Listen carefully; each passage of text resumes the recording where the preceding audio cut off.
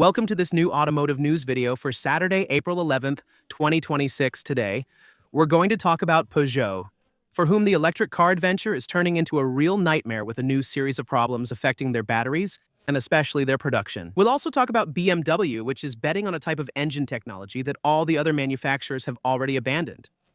We'll also discuss a new invention coming straight from Continental. Maybe you don't know this, but in the coming years, in addition to having to regulate emissions from engines, all manufacturers, including electric car brands, will have to regulate pollution coming from tire particles from their cars. This is the next big challenge for the European automotive industry. Continental has looked into the issue and has just unveiled a new invention that should significantly reduce it. I hope today's video topics will interest you. If that's the case, I count on you to show it by leaving a like on this video, subscribing for the next ones, boosting this one if the option appears for you, and of course leaving a comment where you share your opinion on today's news.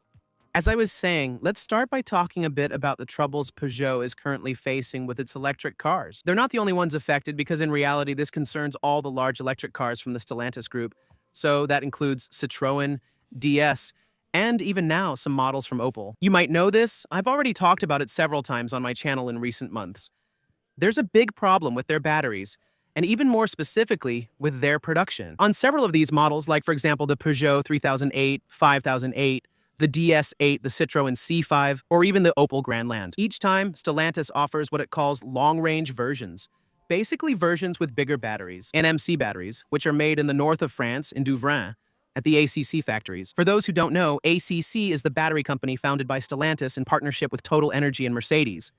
Except that, and we've already been talking about this for several months on my channel, there is a real production problem. On one hand, orders for these long-range versions have multiplied, and on the other hand, local production can't ramp up fast enough. Basically, we can't make enough batteries to meet the number of batteries that have been ordered. And on top of that, ACC made the terrible choice to use Chinese-made production equipment that even the Chinese engineers themselves can't get to work. As a result, a large portion of the batteries produced there, about a third, end up going straight to the trash because they can't pass quality control. To sum up, we're not making enough batteries, and a third of those we do make end up in the trash.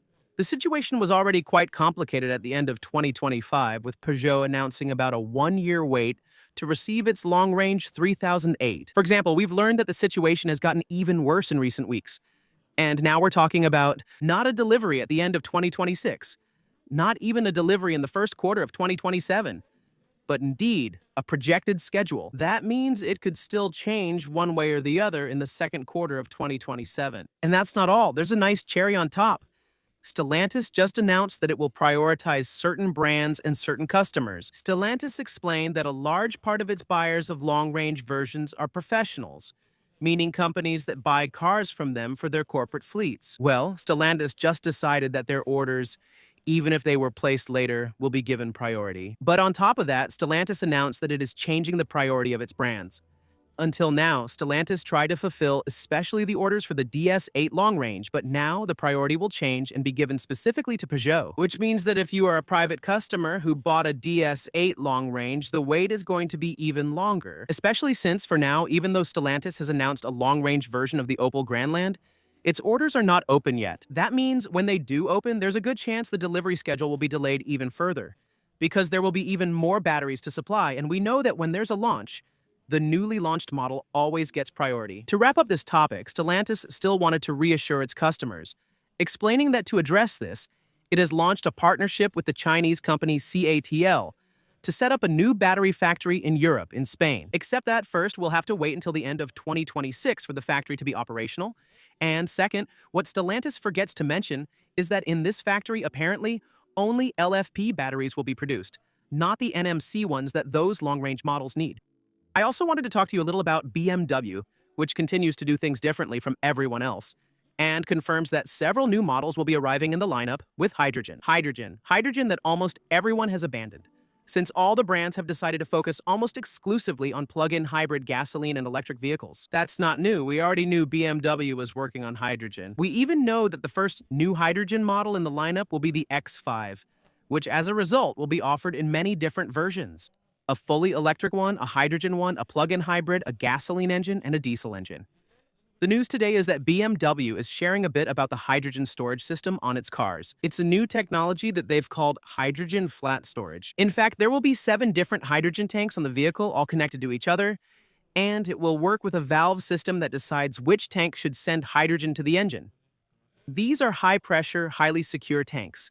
Since they're made from a carbon fiber composite, the advantage of this system is that it allows the size of the hydrogen tank to be distributed throughout the vehicle, rather than having one huge central tank, which, as is the case with other hydrogen cars, takes up all the trunk space and sometimes even space inside the vehicle, but also allows for improved vehicle safety. Since by having several small tanks, BMW can install them behind certain structural elements of the chassis to protect them in case of a crash and prevent the car from exploding. According to BMW, this system, with its 7 tanks, would allow for the storage of 7 keys of hydrogen, so 1 kilodime per tank. You got it, this should allow the X5 hydrogen to reach a range of 750 kilometers. That is, just like the electric versions, since hydrogen fuel cell vehicles work exactly like electric cars. Like the electric versions, you should still expect to drive fewer kilometers on the highway. Except here, it still has 2 advantages compared to the 100% electric versions.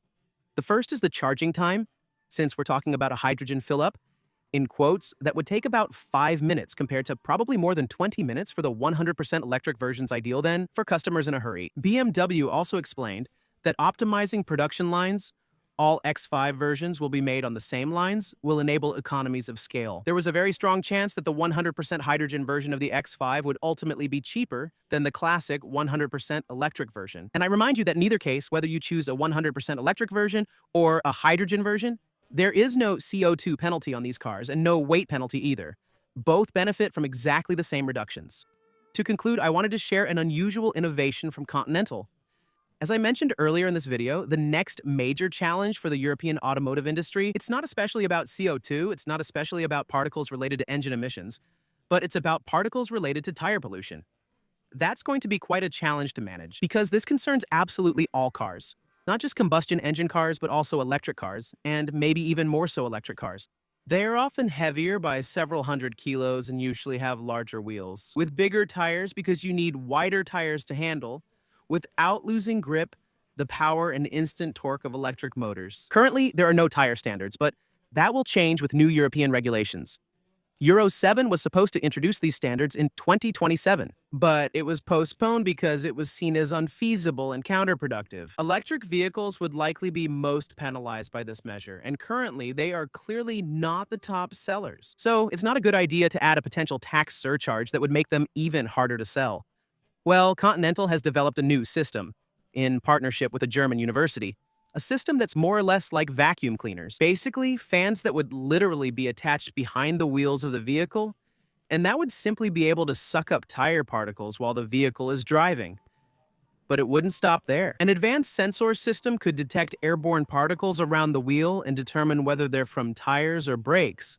Since I hadn't clarified that before, but in addition to having to regulate tire emissions, manufacturers will also have to regulate brake emissions. The goal is to collect as much driving data as possible so that, back in a laboratory, they can analyze what types of driving and which moments caused the most particle emissions. Then, in the lab, they can do 2 things. First, develop tires that are as optimized as possible to reduce particle emissions based on users' driving habits. And second, create new tools that are probably more effective at capturing tire particles. We'll see how it turns out, but one thing is certain. These regulations won't help manufacturers offer cars that are both more reliable and less expensive. For now, we're still at the very beginning. Car manufacturers and tire brands are just starting their research to limit these particles so they comply with European Commission regulations.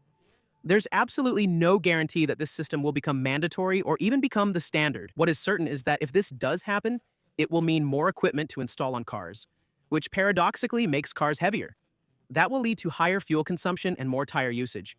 It will also make cars more expensive. Since all technologies to cut these emissions must be funded, customers will ultimately pay, not brands sacrificing profit margins. And finally, it will result in less reliable cars, because more systems with electronics also means a higher chance of breakdowns that the driver won't be able to fix themselves, and, unfortunately, cars that are less likely to pass inspection. Because this is exactly the kind of system that could become mandatory, But its operation, just like windshield wipers for example, could be checked, and maybe even result in a mandatory reinspection if the device doesn't work. So we'll see how it turns out, but it's true that the next few months are going to be quite interesting in this regard for the automotive industry, because we're likely to see a whole bunch of new systems, a whole bunch of new inventions related to tires, some more or less unusual things that will allow compliance with this whole new set of standards. That's it. We've covered today's news. I hope you found the video interesting.